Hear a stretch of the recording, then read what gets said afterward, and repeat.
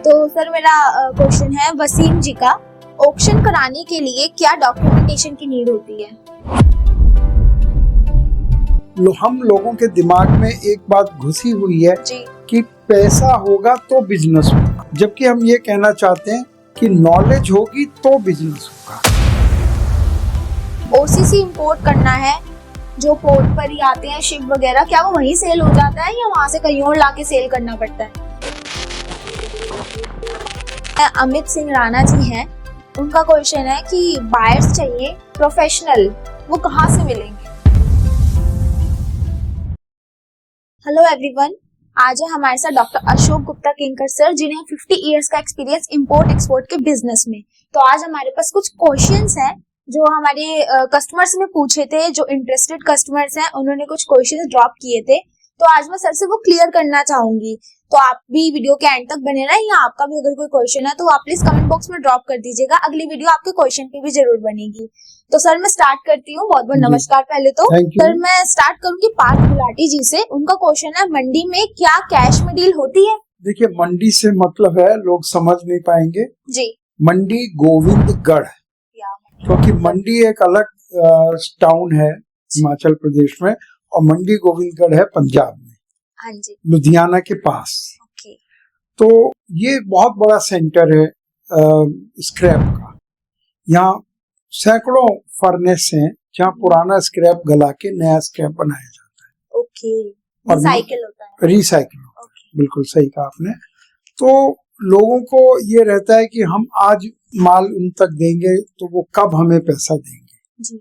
Cash का मतलब है जाएगा बैंक से ही, और कैश का मतलब ये कि तुरंत मिलेगा, कैश नहीं देना है। कैश तो लाख 2 लाख से ज्यादा हो ही नहीं सकता है बैंकिंग रूल के हिसाब से। तुरंत उसको बैंक ट्रांसफर हो जाएगा। ठीक है। और ना कि बाद में होगा, पहले भी हो सकता है, एडवांस में भी हो सकता है। तो उनको आप बता दीजिए कि वहां पर उधार नाम की कोई चीज नहीं है। माल फैक्ट्री में पहुंचने से पहले पैसा मिल जाता है। ठीक है। तो सर मेरा क्वेश्चन है वसीम जी का, ऑक्शन कराने के लिए क्या डॉक्यूमेंटेशन की नीड होती है? ऑक्शन हमारा वैसे सब्जेक्ट इंपोर्ट एक्सपोर्ट का है, ऑक्शन सब्जेक्ट नहीं है, फिर भी मैं बताऊं उसमें नॉर्मल केवाईसी कुछ डिपॉजिट करते हैं, तो वो हर साइट का अपना अपना प्रोसीजर होता है जो उसमें लिखा होता है। सर अगला क्वेश्चन मैं लेती हूँ विनोद यादव जी का, क्या 8 से 10 लाख में बिजनेस शुरू हो सकता है इंपोर्ट एक्सपोर्ट का? जी चेष्टा जी, देखिए हम लोगों के दिमाग में एक बात घुसी हुई है जी, कि पैसा होगा तो बिजनेस होगा, जबकि हम ये कहना चाहते हैं कि नॉलेज होगी तो बिजनेस होगा। वो इसलिए पूछ रहे हैं कम से कम कितने में हो सकता है, कितने में नहीं हो सकता है, वो एक बात की बात है। अगर आपके पास नॉलेज है, पैसे वाले बहुत लोग आपको टकरा जाते हैं, गवर्नमेंट भी आपको पैसा देती है और आपको पीछे से एडवांस मिलता है जो लोग आपसे खरीदना चाहते हैं। तो पैसा इज नॉट द रिक्वायरमेंट। फिर भी अगर आपके पास 5, 7, 10 लाख रुपया है तो आप आराम से शुरू कर सकते हैं। ठीक है। तो सर अगला क्वेश्चन है मिश्रा जी का, ओसीसी इंपोर्ट करना है, जो पोर्ट पर ही आते हैं शिप वगैरह, क्या वो वहीं सेल हो जाता है या वहां से कहीं और लाके सेल करना पड़ता है? बिल्कुल ठीक कहा चेष्टा जी। देखिए ओसीसी, मैं नए लोगों को बता दूं, ओसीसी का पूरा एक्सटेंडेड फॉर्म है ओल्ड कोरोगेटेड कार्टन, यानी गत्ता। यानी जो बॉक्सेस होते हैं, कोई भी सामान आता है तो बॉक्स में आप देखिए, जैसे ये फेस टिश्यू है, तो हमारा इस्तेमाल की चीज तो केवल ये है, और ये एक बॉक्स है, ये भी एक बॉक्स के अंदर रख के आया होगा। तो जब ये यूज हो गया तो वो बॉक्स बेकार हो गया, और ये जब टिश्यू यूज हो गए तो ये वाला बेकार हो गया। तो इसको दोबारा से रिसाइकिल कर सकते हैं, इसको ओसीसी बोलते हैं। ओसीसी, ठीक है। तो वो नेचुरली इतनी डिमांड है कि वो अभी शिप के अंदर माल है तो भी बिक जाता है। ठीक है, उसको जरूरी नहीं उतार के बेचा जाए। तो सर आगे मेरे क्वेश्चन है अमित सिंह राणा जी हैं, उनका क्वेश्चन है कि बायर्स चाहिए प्रोफेशनल, वो कहाँ से मिलेंगे? देखिए वो किसी सोशल साइट पर नहीं होते हैं, उसके लिए अलग प्रोसीजर होता है, अलग लिस्टें होती हैं, डाटा मिलता है। तो वो आप खुद भी हमारे लोग खरीद सकते हैं, या हम जहाँ से थोड़ा सस्ते में लेते हैं तो वो उनको आप बता दीजिएगा, जी। तो वहां से वो भी ले सकते हैं। ठीक है सर। ओके, तो इन्हीं का ही नेक्स्ट क्वेश्चन है, कौन सी कंट्री है जहाँ फ्रॉड कम होता है? ये कहना तो बहुत ही मुश्किल है, क्योंकि जो फ्रॉड वाले हैं वो ऐसे कंट्रीज के ही नाम से ऑपरेट करते हैं। वो बैठा होगा किसी और देश में और किसी अच्छे कंट्री का, जापान का, यूरोप का, अमेरिका का नाम लेगा कि मैं वहां बैठा हूँ, फोन नंबर वगैरह सब वहां के होंगे, लेकिन वो ऑपरेट कहीं और से कर रहा होगा। तो इसलिए ऐसा कहना कि किस कंट्री से फ्रॉड कम होता है और किससे ज्यादा होता है बहुत ही मुश्किल है और गलत हो जाएगा कहना, क्योंकि जो फ्रॉड वाले हैं वो अच्छे कंट्रीज को ही सेलेक्ट करते हैं। तो हमें अगर बिजनेस की जानकारी है तो किसी भी कंट्री से फ्रॉड नहीं हो सकता, और नहीं है तो हर कंट्री से फ्रॉड हो जाएगा। ठीक है, तो सर अगला क्वेश्चन मैं लेती हूँ शेख साहिब जी का, टायर के लिए बेस्ट कंट्री कौन सी है अगर उन्हें इंपोर्ट करना है तो मैं यही कहूंगा कि टायर एक ऐसी चीज है जो हर कंट्री में प्रोड्यूस होता है, चाहे वो अंडर डेवलप्ड कंट्रीज हैं, अफ्रीकन कंट्रीज हैं, या ओवर डेवलप्ड हैं, अमेरिकन है, रशिया है या यूरोप है। टायर तो हर जगह पुराना टायर निकलता है।